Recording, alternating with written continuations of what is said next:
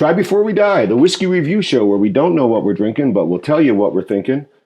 I'm Colin. I'm Malcolm. This is Malcolm. Hey, buddy. Hey, what's up? Not too much. How are you doing? I'm doing good. It's been a long year. It has been a long year. Yeah, we've made it to the end. I know, which is unbelievable. Unbelievable. Well, what is about to become believable is what bottle of whiskey we're going to open tonight.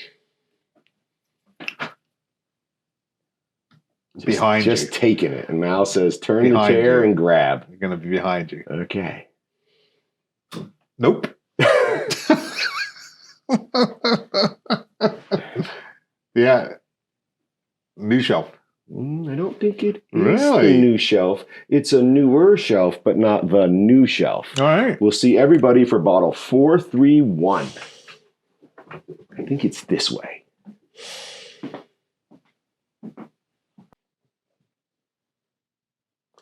Could be the first time I've entered from that side of the bar. We're looking for bottle 431. Happens to be labeled. Could be our very first time having a GlenAllachie.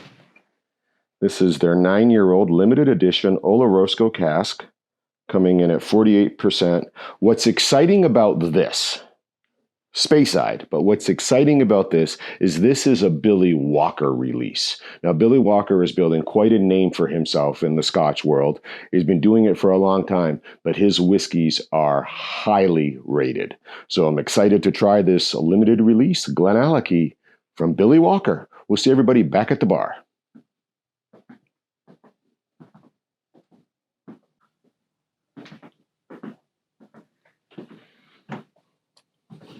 Hey, buddy. So we're finally at the Scotch with the name that I'm going to butcher multiple times. Billy Walker? GlenAllachie. GlenAllachie. GlenAllachie. Chia. Rick Astley. Never going to let you. The GlenAllachie, it's a Speyside. Allachie. GlenAllachie. Allachie. Allachie. Let's get it open. This is a limited edition Oloroso release. Have you had a GlenAllachie before? No, I've seen it multiple times. Yep. I have had two, both with our sound man in Scotland in a small boutique whiskey shop. This year. Were you there? You might have been taking a nap. I was taking a nap. All right, so I think this is a fairly recent release. Cork feels good. Ooh. Sounded good too. The spittle that came out Yeah. with it was... Drink me. Drink me. What's the book? Or movie? No, not going to come to me.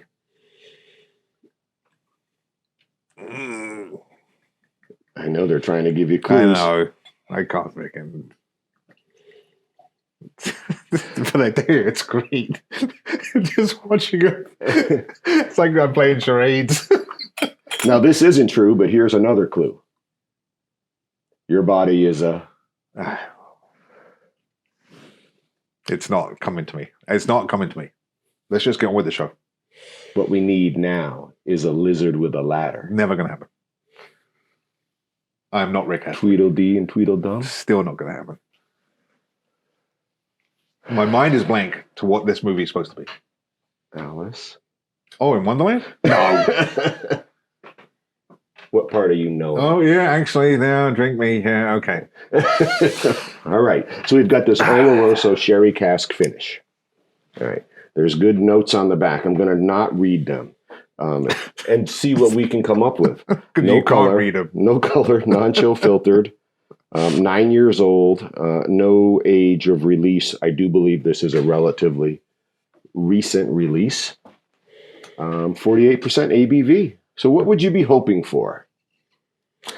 I would be hoping for very easygoing, floral, palatable drink. Oloroso sherry. With sherry. But it's like sherry's like also like always become like one of these things like I won't say 9 out of 10, but let's just say 7 out of 10 scotches that we pour have some sort of sherry. True. Involved. Okay. So I hear you. You're thinking of a classic Speyside foundation with this Oloroso finish. Correct. I'll tell you what I'm hoping for is I'm hoping for something thick and viscous. Billy Walker is well known. People rave about his releases. So let's just get this out. Again, layman expertise, sort of. Billy Walker. Why is this Billy Walker name so impressive? Well, Jim McEwen. Okay. Dr. Bill. There are some folks in the industry, David Stewart from Balvenie. There are some folks in the industry who have spent enough time with the craft and the art that they know. Okay. This with that is going to equal something. They know. It's less of a guessing game for them and more truly of an art. Okay. Like they are artists when it comes to the production of whiskey with release after release after release. All right. Right. It's less likely to be that worked out rather than I thought it might. Now, is Billy Walker just here, or is he? The name sounds so like I've heard it from somewhere else, but I can't really picture another distiller. So I may get this wrong. Part of me feels like Billy Walker, he either left somebody to go to GlenAllachie or he recently left GlenAllachie to go somewhere. Okay. Because sometimes these folks have an opportunity to become, part owners of operations as well, because they've got enough of a reputation and know that name is going to carry something. Right. But I don't know for sure about anything I just said. I feel like I could find out something. GlenAllachie. GlenAllachie. All right. Like Craig Allachie, but this is GlenAllachie. If you say so. Allachie. Allachie. Allachie. Allachie. Elegant. Elegant. Something we're not. No. All right, what do you got? Color. Natural color. We know right off the bat. 9 years. Sherry. It's red. It is a red. It is a red. Auburn. Yes. Right. Absolutely coming in with red tones.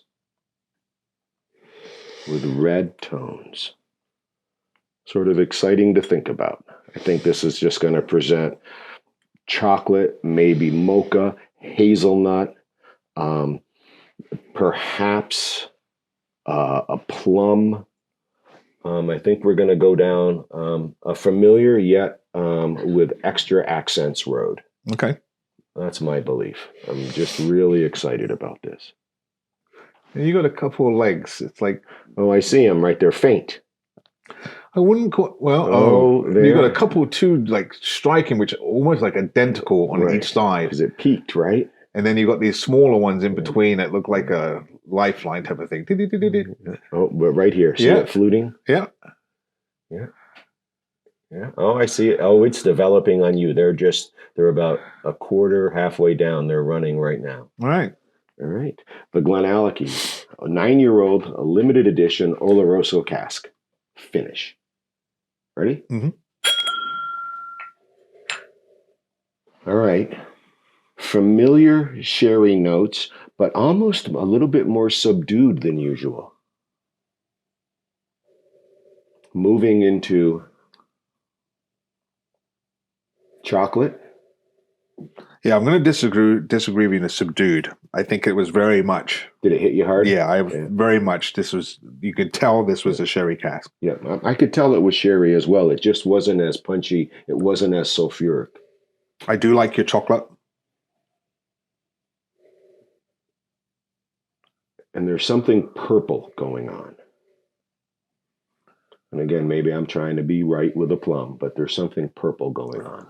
Again, I think now I'm starting to get into, well, these are my check downs. Yep. So you go sulfuric, that sherry. Yeah.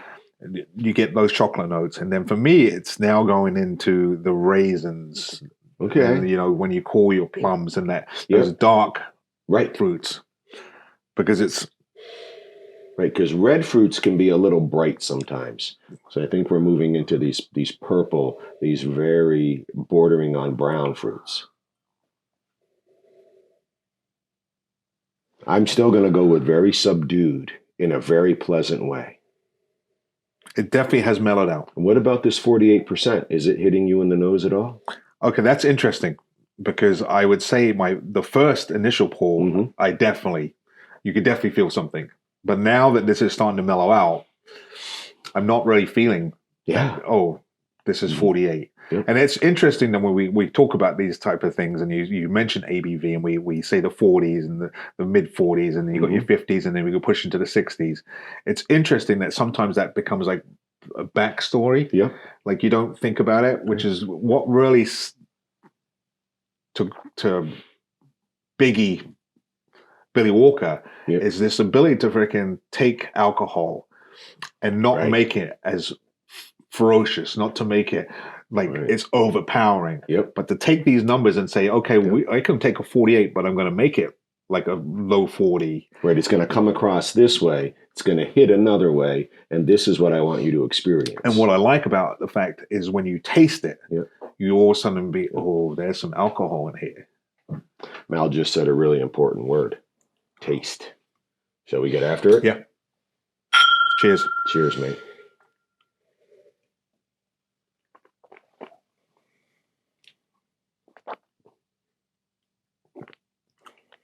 Huh. All right. So not as thick as I would have imagined.